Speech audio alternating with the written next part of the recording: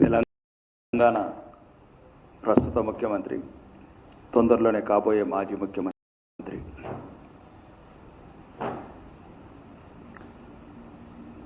కొందరికి వడదెబ్బ కొడితే ఈ రేవంత్ రెడ్డి గారికి సిద్ధరామయ్య దెబ్బ కొట్టినట్లని.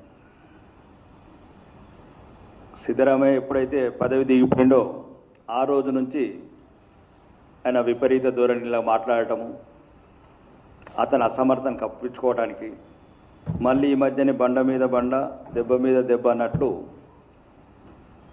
అలా పార్టీలో ఒక అసహ్యకరమైన సాంప్రదాయం. అలా సీనియర్ నాయకుడు కామారెడ్డిలో అలా పార్టీ అస్సలు గుట్టు ఇప్పడు. పార్టీలో పదవులు ఎలా వస్తున్నాయి, ఏ రకంగా వస్తున్నాయంటే సభ్య సమాజం నిబ్బరబోయేలాగా ఆ పార్టీ ఆ రకంగా జరుగుతుంది. ఈ రెండు దెబ్బలకెళ్ళి ముఖ్యమంత్రి గారికి మతి స్థిమితం కొద్దిగా తప్పి ఈ రకంగా తన పదవిని, తన హోదాని, తన స్థాయిని మర్చిపోయి దిగజారిపోయి ఏదో ఒక రకంగా ప్రజలను డైవర్షన్ చేయాలా. మరీ ముఖ్యంగా రాబోయే జిహెచ్ఎంసీ ఎన్నికల్లో ఇంతకుముందు ఇక్కడ జనరల్ ఎలక్షన్స్లో జీరో రిజల్ట్స్కి పరిమితమైన పార్టీని ఏదో ఒక రకంగా ప్రజల్లోకి తీసుకెళ్లాలని ఈ మధ్యన కిషన్ రెడ్డి గారి మీద పడ్డాడు. చెప్పండి రేవంత్ రెడ్డితో ఏది కాదని చెప్పండి, ఏది కాదు నీతో. పక్క రాష్ట్ర ముఖ్యమంత్రితో అపాయింట్మెంట్ దొరకదు, బ్యాంకులలో పోతే ఢిల్లీకి పోతే చెప్పులు దొంగ అనుకుంటారు నిన్ను. మరి ఎందుకు ముఖ్యమంత్రి పదవి నీకు? నీతో నీ కాలేకపోతే, నీకు ఆ సత్తా లేకపోతే పదవి దిగు. ఆడలేక మధ్యలో మీద ఏడవటం.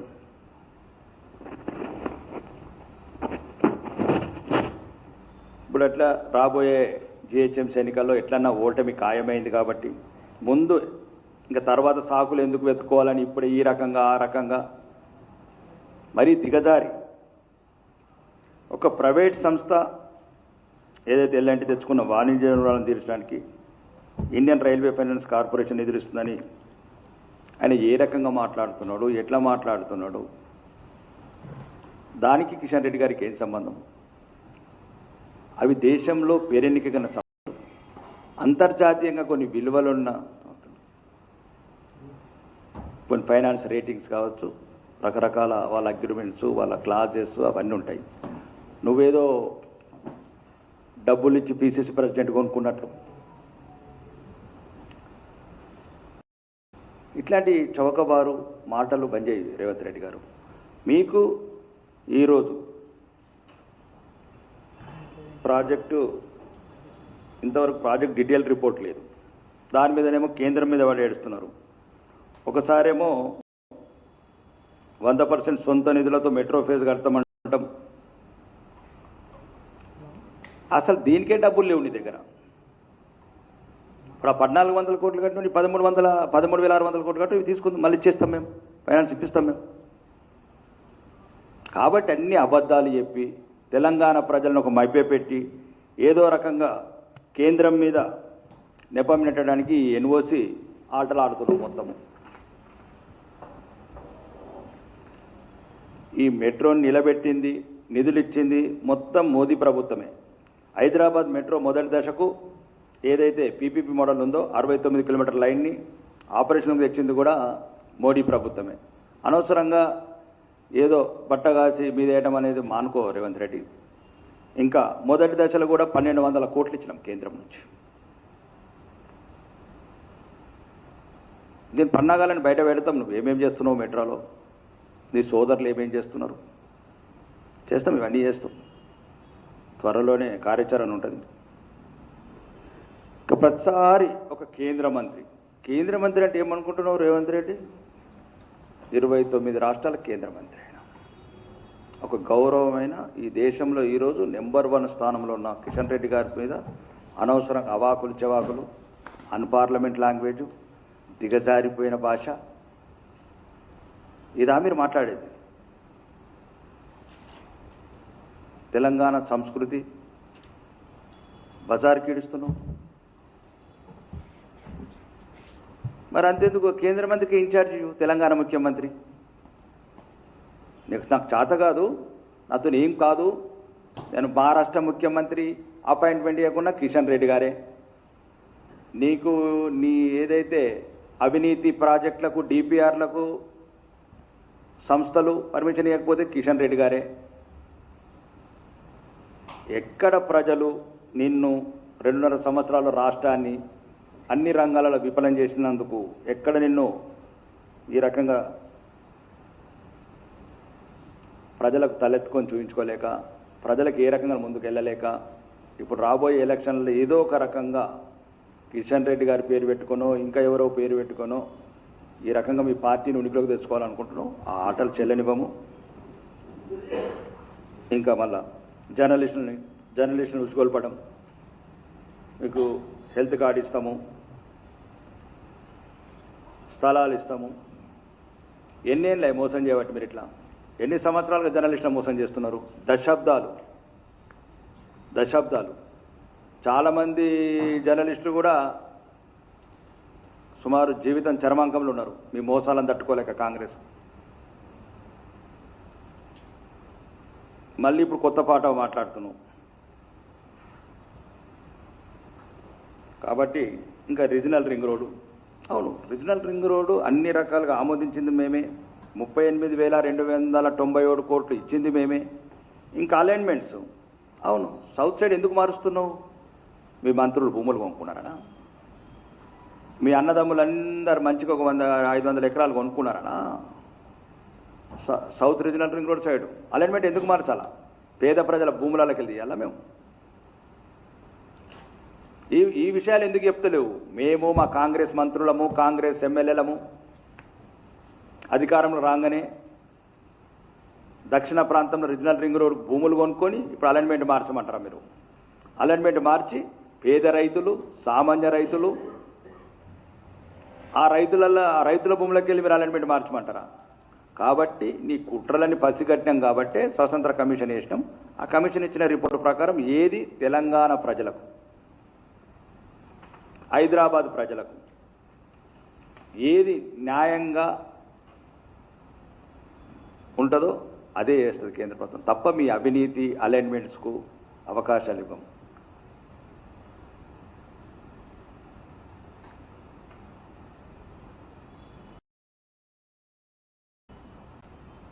ఇప్పుడు దేశవ్యాప్తంగా ప్రతిరోజు రోజుగారు మొదలుపెట్టి మోదీ గారు ఏమో ఉద్యోగాలు ఇస్తే 86.8 వేల కోట్ల లోన్లు ఇచ్చినాం, ఓనర్లుగా మార్చినాం. మళ్ళీ దాని మీద తప్పుడు అపోవాలు చెప్పాలంటే సంఖ్యలు ఇంకా వేలాది కొద్దులు ఉన్నాయి. తెలంగాణ ప్రభుత్వం సుమారు 2 లక్షల ఉద్యోగాలు, మేము రాగానే ప్రభుత్వం రాగానే 2 లక్షల ఉద్యోగాలు ఇస్తాం, మెగా డిఎస్సి ప్రకటిస్తాం ఫిబ్రవరి 1 నాడని. 6 నెలల్లో 2 లక్షల ఉద్యోగాలు యువతకు, ఏదైతే తమ ప్రాణాలు అర్పించే అమరవీరులు నియామకాలు వస్తాయి అని వాళ్ళు ఆత్మార్పణ చేశారు, రాష్ట్రం గురించి త్యాగాలు చేశారు.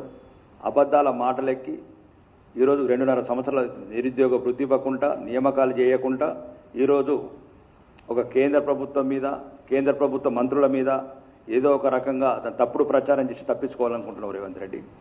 అది తెలంగాణ యువత, నిరుద్యోగులు నీకు జిహెచ్ఎంసీ ఎన్నికల్లో గుణపాఠం చెప్తారు, రాబోయే అన్ని ఎన్నికలలో నీకు సమాధానం చెప్పడానికి సిద్ధంగా ఉన్నారు. ఇంకా అధికారులు దేని మీద పట్టుంది నీకు? అసలు నువ్వే అన్నీ చెప్పుకుంటున్నావు, నాకు అధికారులు వినట్లేదు, చేయట్లేదు అని. అసలు నేను ముఖ్యమంత్రిగానే భావిస్తున్నారు వాళ్ళు. ఎందుకంటే నీకు పక్కనున్న మంత్రులు నీకు రెస్పెక్ట్ ఇయ్యరు, కనీసం గౌరవ సూచకం కూడా లేవరు నిన్ను చూసి. ఏదో మూటలు మోయడానికి తప్ప. ఢిల్లీ కూడా ఏ రోజైతే మూటలు ఆపేస్తావు అయిపోతుంది నీ పని. నువ్వు ఆల్రెడీ సిద్ధరామయ్య, రెండో సిద్ధరామయ్య తెలంగాణలో, నీకు అర్థం కావట్లేదు. కాబట్టి అట్లాంటి చవకబారు ఎంతసేపు మీరు అసెంబ్లీలో చెప్పారు, కేంద్రం ఏం చేస్తుంది, నరేంద్ర మోడీకి ధన్యవాదాలు చెప్పారు మీరు. మొత్తం ఏదైతే కాళేశ్వరంకు మీరు ఏదైతే వేలాది కోట్ల అప్పు అంత హై పర్సెంటేజ్ తీసుకొచ్చినప్పుడు చాలా సగం పర్సెంటేజ్ తగ్గేసాం. దానివల్ల 7,000 8,000 కోట్లు సేవ్ అయిందని మీరే చెప్పారు. కాబట్టి మళ్ళీ ఇక మాకు సహకరించట్లేదు కేంద్ర నిధులు. మీకు ఒకసారి తెలాలి, భారత ప్రధానమంత్రి గారు క్లియర్గా చెప్పారు, ఒక అధికారిక సమావేశంలో క్లియర్గా చెప్పారు. అన్నిటికన్నా ఈరోజు భారతదేశంలో తెలంగాణని ఎక్కువ ప్రాధాన్యత ఇస్తున్నాం. అనవసరంగా లేనిపోని అబద్ధాలు, ఎట్లయితే ఎన్నికలలో అబద్ధాలు ఆడావో ఆ రకంగా ఉదర్ మత్ కోజో జిదర్ తుమ్ కోజరే వాపర్ మత్ కోజో. ఒకవేళ నీకు అదే కావాలంటే లెక్కలు ఇస్తాం, గుజరాత్కు ఇచ్చిన నిధులు కావాలంటే దీంట్లో వచ్చి సగం వస్తాయని. ఉమ్మడి రాష్ట్రంలో 1000 కోట్ల రైల్వే బడ్జెట్ని 5,500 కోట్లు చేశాము. సుమారు 50,000 కోట్లు రైల్వే లైన్స్ కావచ్చు, సుమారు 80,000 కోట్లు నేషనల్ హైవేస్ కావచ్చు. రీసెంట్లీ దానికింత ఇంకా ముందనే ఒక వారం రోజుల క్రితం 7,600 కోట్లు. నీళ్ళకి అబద్ధాలు కాదు, చెప్పేదొకటి చేసేదొకటి. ఆర్ముట్టు జగిత్యాల్, జగిత్యాల్ టు మంచిర్యాల్, జగిత్యాల్ టు కరీంనగర్ 7,600 కేటాయించాం. ఇంకా మూడోది బీబీనగర్ ఎయిమ్స్కు 1,350 కోట్లు, కాజిపేట్ కోచ్ ఫ్యాక్టరీకి సుమారు 600 కోట్లు, రైల్వేలకు 889 కోట్లు, హైవేలకు 31,000 కోట్లు. అంటే ఇది ఒకటే కాదు, చెప్పాలనుకుంటే ఇక చాలా ఉన్నాయి. కాబట్టి ఈరోజు మీరు ఏదో ఒక రకంగా కిషన్ రెడ్డి గారిని అన్ని అబద్ధాలే మళ్ళీ ఈరోజున్న రైతులు అదొక పనికిరాని యాప్ పెట్టి మధ్య దళారులకు, మీ కాంగ్రెస్ ఏజెంట్లకు, కార్యకర్తలకు ఉపయోగపడేలాగా యూరియా బస్తాలు అమ్ముకుంటా రైతులు రోడ్డుకెక్కుతున్నారు. మొన్నటి వరకు 2 నెలలేమో ఎండలు ఉంచిన వాళ్ళని వానల దడిచినరు, ఎండలు ఎండినరు, వడ్ల కొనుగోలు చేయలేదు. ప్రతిదానికి కేంద్ర ప్రభుత్వమే నేడవడం. భారతదేశంలో సుమారు 40%, ఎంటైర్ భారతదేశంలో 40% ప్యాడీ ప్రొక్యూర్మెంట్ చేసినాం. కావాలంటే కిషన్ రెడ్డి గారి సహకారం తీసుకోండి, మీకు ఎట్లైనా చేత కాదు. మా ఎంపీలు ఉన్నారు, మా ఎంపీలతో తీసుకెళ్ళండి, ఇంకొక 10 లక్షల టన్నులు ఎక్కువ తీసుకుంటారు. కానీ నువ్వేం చేస్తావు మరి? మొత్తం కేంద్రమే చేసినాక నువ్వేం చేస్తావు రాష్ట్రంలో? ఓహో, నలుగురు కొండలరెడ్డికి, తిరుపతి రెడ్డి, కృష్ణారెడ్డికి పనిచేసినట్లు హైదరాబాద్. ఒకళ్ళకి ఈస్ట్, ఒకళ్ళకి వెస్ట్, ఒకళ్ళకి సౌత్, ఒకళ్ళకి నార్త్. హైదరాబాద్ని 4 ముక్కలు చేసి అన్నదమ్ములకు పనిచేసినట్ల. ఇంతకు ముందు కుటుంబ పాలన అని నువ్వు పిసిసి ప్రెసిడెంట్ ఉన్నప్పుడు, ఈరోజు హైదరాబాద్ని 4 భాగాలు చేసి ఈ 4 అన్నదమ్ములకు పనిచేసి దొరికిన కాడికి దొరికినంత సెటిల్మెంట్ చేసుకుంటా, ల్యాండ్ సెటిల్మెంట్ చేసుకుంటా ఈరోజు కుటుంబ పాలన గురించి మీరు మాట్లాడతారా? సన్నధాన్యం ఇంకా అది కూడా ఎత్తేసినట్లు. ఇంకా 37 రకాలకి వెళ్ళి 8 రకాలు చేయమంటున్నావు. ఇప్పుడు ఎలక్షన్ కనుకుందేమో ఆ సన్న బియ్యంకు బోనస్ ఇస్తామని ఇంతవరకు సన్నధాన్యం కొనుగోలు చేసి 1,859 కోట్లు బైకాయి పడ్డావు. అవి ఎప్పుడు ఇస్తావు చెప్పు? నువ్వు ఇవ్వాల్సినవి తీసు ప్రజలకు, రైతులకు, సన్నకారు రైతులకు, సామాన్య రైతులకు, చిన్నకారు రైతులకు. వాళ్ళని ఎన్ని రోజులు మోసం చేస్తావు? ఇంకా 2.5 సంవత్సరాలు గడిచిపోతుంది, 3 సంవత్సరాల దగ్గరకు వస్తున్నది అధికారం. మళ్ళీ గత యాసంగికి సంబంధించి 1,159 కోట్లు, తాజాగా ముగిసిన యాసంగిలో 14 లక్షల టన్నులు కానీ 700 కోట్లు బకాయిలు పెట్టి అన్నదాతలకు ఒక్క రూపాయి ఇవ్వకుండా ఆ డిలే ప్రాసెస్ చేస్తున్నాం. అదేమన్నా ఎక్కడన్నా వచ్చినాయంటే, కలెక్షన్స్ వచ్చినాయంటే చక్కగా ఢిల్లీకి వెళ్ళిపోవడం. రాష్ట్ర పరిపాలన మీద దృష్టి పెట్టండి. బోనస్ ఇవ్వడం చేత కాదు, మళ్ళీ దానికి కూడా కొత్తగా ఇంకినావు 8 రకాల బట్టలే పెట్టాలని. మరి అప్పుడు ముందు చెప్పలేదు, అధికారం రాకముందు? ప్రతి చివరి గింజ వరకు కొంటామని, ప్రతి గింజకు కూడా బోనస్ ఇస్తామని చెప్పింది మీరు కదా రేవంత్ రెడ్డి. అవన్నీ మర్చిపోయినావా? అపరిచితుల్లాగా తయారైనట్లు. తెలంగాణ ప్రజలు ప్రతిదీ మీరు చెప్పిన మాట గుర్తుపెట్టుకున్నారు, గుండెలలో ఉంచుకున్నారు. ప్రజాస్వామ్యం కాబట్టి సమయం గురించి ఎదురు చూస్తున్నారు. ఆ సమయం వచ్చిన రోజు ఇంకా మీకు మిగిలేది గతమే తప్ప భవిష్యత్తు అనేది ఉండదు రాజకీయము. మీ రాజకీయ భవిష్యత్తు కూడా ఈ తెలంగాణ ప్రజలు చర్మగీతం పాడతారు. మళ్ళా రైతు భరోసా ఒకటి 15,000 అని చెప్పినాం. ఇంకా పెద్ద ఒక ప్రపంచంలో పెద్ద అబద్ధం ఏంటంటే అప్పుడున్న గత ప్రభుత్వం మీద 2 సార్లు ఇస్తావు 3 సార్లు ఇవ్వవా అని అడిగినాం. 3 సార్లు రైతు భరోసా ఇవ్వాలన్న వ్యక్తివి ఈరోజు ఒక సీజన్కి ఇస్తావు, ఒక సీజన్కి ఎగ్గొడతావు, ఒక సీజన్కి ఇస్తావు, ఒక సీజన్ ఎగ్గొడతావు, ఒకసారేమో 2 ఎకరాల లోపలనే ఇస్తావు. ఈ రకంగా ఇప్పటి వరకు సుమారు ఒక 27,000 కోట్లు ముంచినావు తెలంగాణ రైతులకు. మీరు వచ్చిన తర్వాత తెలంగాణ రైతులకు ముంచింది ఓన్లీ రైతు భరోసా ద్వారానే. ఇంకా పక్కన పెట్టండి ఆ 3,000 రూపాయలు ఏదైతే 15,000 ఇస్తామన్నావు, దాంతో పట్టుకుంటే సుమారు 40,000 కోట్లకు తెలంగాణ రైతులకు బాకీ ఉన్నావు నీ మోసపూరిత వాగ్దానాలతో. ఇంకా దాన్ని కూడా ఈ మధ్యన ప్రయత్నం చేస్తున్నావు ఎత్తేయడానికి. ఏదో ఒక రంగంలో చాతనైతే లేదు, నన్ను బ్యాంకులు నమ్ముతలేవు, నన్ను చెప్పులు దొంగ అనుకుంటున్నారు. ఈ పదాలన్నీ ముందే ప్రిపేర్ చేస్తున్నావు తెలంగాణ రైతులకు మేము అన్ని ఎగ్గొడతామని. ఇంకా రుణమాఫీ, ఆ రుణమాఫీ అందరికి రుణమాఫీ అని 75 లక్షల మంది రైతులకు రుణమాఫీ అని 25 లక్షల మందికి చేసినావు, 50 లక్షల మంది రైతులకు ఎగ్గొట్టావు. వెళ్ళండి ఏ విలేజ్లో పూర్తిగా మీరు రైతు రుణమాఫీ చేశారు, ఏ ఊర్లోకి వస్తారో చెప్పండి. మీ మంత్రులు, మీ ఎమ్మెల్యేలు 12,702 గ్రామాలు ఉన్నాయి తెలంగాణలో. 12,702 గ్రామాలకు ఏ గ్రామాలకు అన్నారంటే దానికి సిద్ధపడినాం మేము బీజేపీ ఎమ్మెల్యేలం. అందరికీ రుణమాఫీ చేసిన ఒక గ్రామాన్ని చూపించండి. రైతు భరోసా అని చెప్పి రైతులను 15,000 ఇస్తాని అవి ఉన్నాయి కూడా ముంచేస్తున్నావు. ఒక సీజన్ ఇస్తావు, ఒక సీజన్ ఎగ్గొడతావు. అంటే ఇప్పుడు ఇక రైతుకు 3,000 వచ్చినట్లే, ఆ ఉన్న 6,000 కూడా తీసేసినావు. ఇంకా రైతులని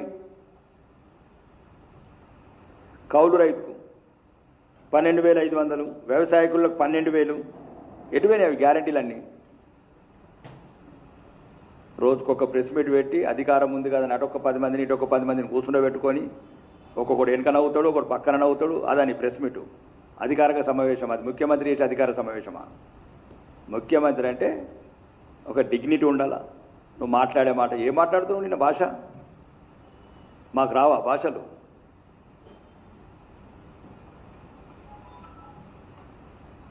మొత్తం రైతాంగ సమస్యలు మొత్తం పక్కన పడేసిండ్రు. ఏ ఊర్లో చూసినా ఈరోజు యూరియాల కొద్ది క్యూలు, పరిపాలన చేత కాదు, వడ్లు కొనడం చేత కాదు, పాత బియ్యం ఇవ్వాల్సిందంటే అది ఇంతవరకు 32 లక్షల టన్నులు అది ఇవ్వడం చేత కాదు. అన్ని రంగాలలో విఫలమై నీ అవినీతి చిట్ట ఎక్కడ బయటపడుతుందని ఈరోజు ఏదో నేను చెప్పాను మా అధ్యక్షుల గారి గురించి, ఏదో ఒక ఇబ్బందికరమైన పదం, ఏదో సినిమాను ఉదాహరిస్తాం. మరి మీ సినిమా ఏంది? ఆ యమలీలో ఆలీలాగా రేవంత్ రెడ్డి యమలీలో ఆలీ ఉంటాడు. అదేదో భవిష్యవాణి బుక్ దొరుకుతుంది. నీ అదృష్టం అట్లా భవిష్యవాణి బుక్ దొరికింది నీకు కాంగ్రెస్లో. కాబట్టి 40 ఏళ్ళ నుంచి 50 ఏళ్ళ నుంచి ఆ పార్టీలో అందరినీ తొక్కి కప్పం కట్టి ఢిల్లీలో పిసిసి ప్రెసిడెంట్ ముఖ్యమంత్రి పదవి కొనుక్కున్నాం. ఈరోజు కాంగ్రెస్ మేమనట్లేదు, సీనియర్ మాజీ మంత్రి, సీనియర్ నాయకుడు, మీ ప్రభుత్వ సలహాదారుడు అంటున్నాడు.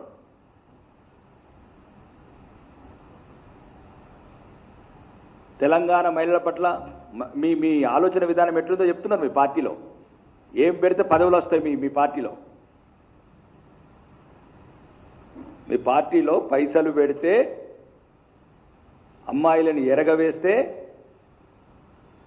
పదవుల దిగదార్చినవా, ఆ స్థాయికి దిగదార్చినవా ఆ పార్టీని?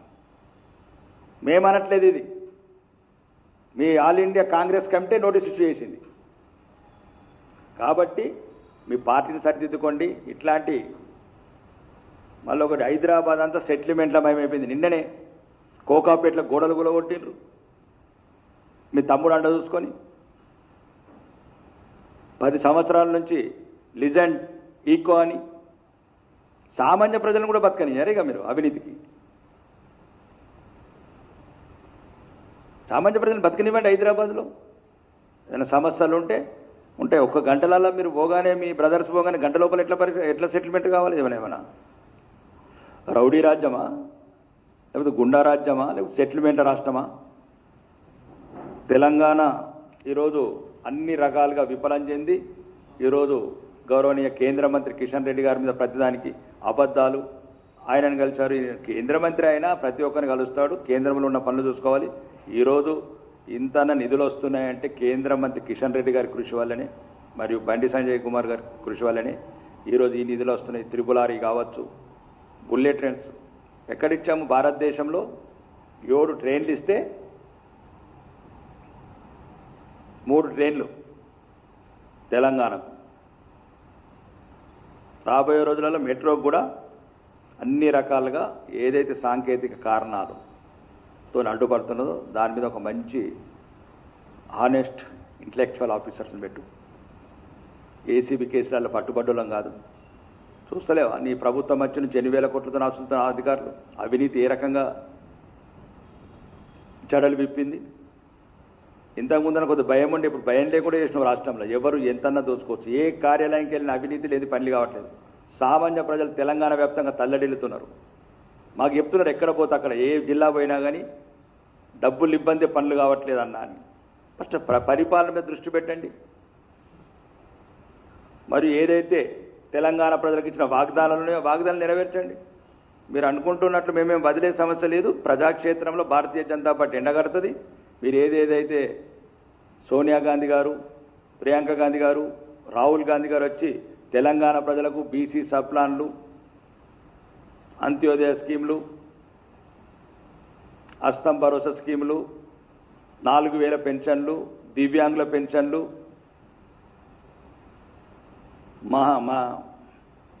మహాలక్ష్మి కింద 2,500 మహిళలకు కళ్యాణ లక్ష్మి తులం బంగారం,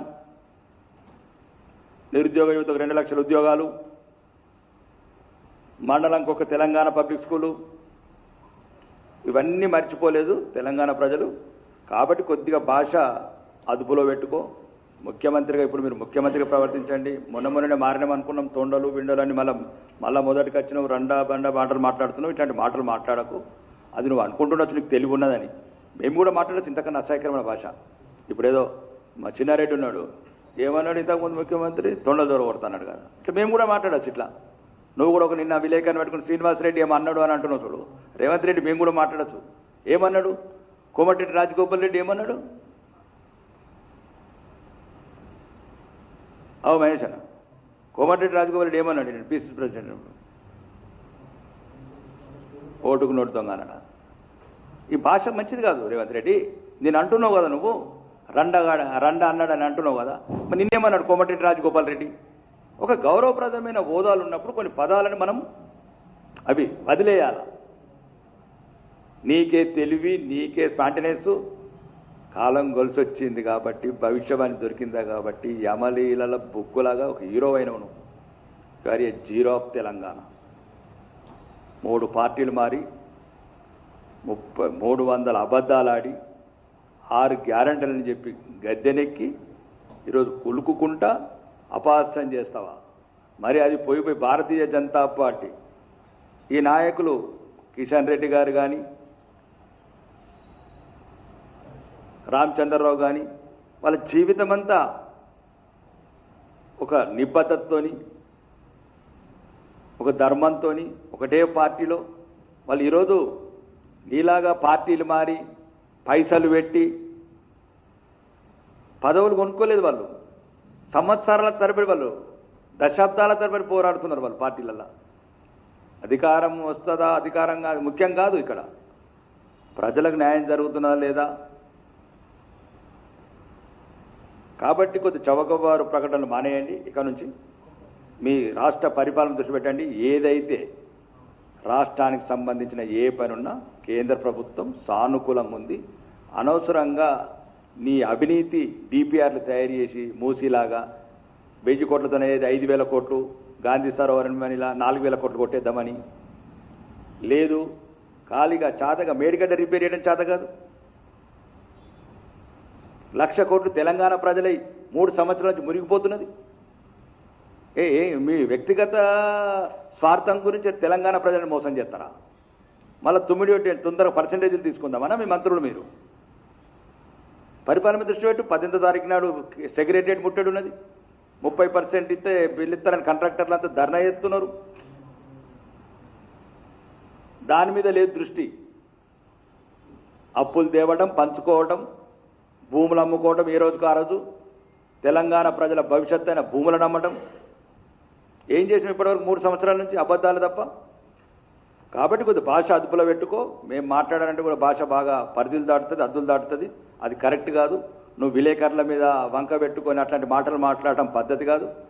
ప్రతిదీ కిషన్ రెడ్డి మీద దీనికి చేత కాదని రాజీనామా చేయు. ఒక ముఖ్యమంత్రిగా నేను స్థాయికి సరిపోను, ఒక మంత్రి పదవి కూడా వేయలేదు, అతను కావట్లేదని వేయండి. లేదు లేకపోతే రాహుల్ గాంధీ గారు రోజు ఇబ్బంది పెడుతున్నాడు, నన్ను ట్యాక్స్ తీసుకురమ్మని, లేకపోతే ఈ రకంగానే చెప్పు తెలంగాణ ప్రజలకు. ముందు తెలంగాణ ప్రజలకు కావాల్సిన ఏవైతే వస్తుందో చూడండి. ఏదైతే మెట్రో కావచ్చు, బుల్లెట్ ట్రైన్స్ కావచ్చు, రీజనల్ రింగ్ రోడ్డు కావచ్చు, ప్రతి ఒక్కదానికి అన్ని రకాలుగా అన్ని రాష్ట్రాల కన్నా ఎక్కువ నిధులు ఇచ్చి అన్ని రకాలుగా అనుమతులు ఇచ్చే తందుకు సిద్ధంగా ఉంది కేంద్ర ప్రభుత్వం. నువ్వు నీ రాష్ట్ర ప్రభుత్వం పరిధిలో ఏమైతే అనుమతులు ఉన్నాయో, సాంకేతిక లోపాలు ఉన్నాయో అవన్నీ సరి చేసుకోండి. ఒక మంచి నిజాయితీ గల అధికారుల బృందం తయారు చేసుకోండి. రాష్ట్రం మీద ప్రేమున్నోళ్ళని, రాష్ట్ర భవిష్యత్తు, రాష్ట్ర అభివృద్ధి దృష్ట్యా ఎవరికైతే అవగాహన ఉంటుందో వాళ్ళని టీం పెట్టుకోండి. లేకపోతే కలెక్షన్లు ఇచ్చిన వాళ్ళని, కలెక్షన్లు తెచ్చిన వాళ్ళని పెట్టుకోకండి పక్కన. కాబట్టి ఈ రోజైనా రేపైనా తెలంగాణలో వచ్చేది భారతీయ జనతా పార్టీ మాత్రమే. ఒకవేళ మీకు ఏదన్నా అపోహలు ఉంటే తొలగించుకోండి రేవంత్ రెడ్డి గారు. రాబోయే రోజులలో మీరు ఏమేమైతే చేశారు, ఏమేమైతే మొత్తం అప్పుల పాలు చేసిన తెలంగాణని మొత్తానికి మొత్తం గత ప్రభుత్వం కావచ్చు, మీరు కావచ్చు, ఏ తెలంగాణ ప్రజలకు మోసం చేసి ఈ రాష్ట్రాన్ని అప్పుల కుప్ప చేశారో దీన్ని సరిచేసి సరిదిద్ది ఈ దేశంలో నెంబర్ 1 రాష్ట్రంగా చేసే బాధ్యత భారతీయ జనతా పార్టీ తీసుకుంటుంది. చెప్పండి.